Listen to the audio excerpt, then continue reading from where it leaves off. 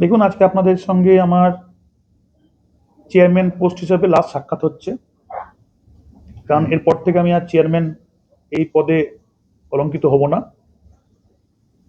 আমি কাউন্সিলর হিসেবে যতদিন মেয়াদ আছে ততদিন আমি কাজ করব। আমি আজকে চেয়ারম্যান পোস্ট থেকে রিজাইন দিচ্ছি। কারণটা এরকম যে দেখেছেন যে 4 তারিখে তৃণমূলকে হারিয়ে বিজেপি গভর্নমেন্ট এসছে এবং বিপুল পরিমাণ ম্যান্ডেট নিয়ে এসছে।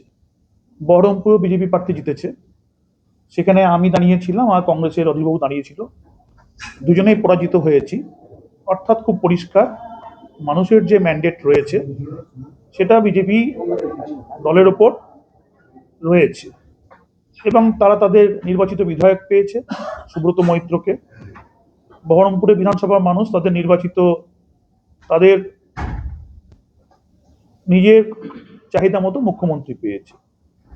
অর্থাৎ যেখানে মানুষের সমর্থন আছে, স্বতঃস্ফূর্ত সমর্থন রয়েছে, সেই জায়গায় দাঁড়িয়ে আমার মনে হয় না যে আমরা যেহেতু তৃণমূল দলের এই বোর্ড, তৃণমূল প্রতীকে জেতা কাউন্সিলর, তাদের এই পদ বহন করা উচিত। যেখানে মানুষ নির্বাচনও ঠিক করে নিয়েছে কোন দিকে মত যাওয়া উচিত, এই জায়গায় আমার মনে হয়েছে যে আমার পদটা ধরে রাখার কোনো মানে হয় না।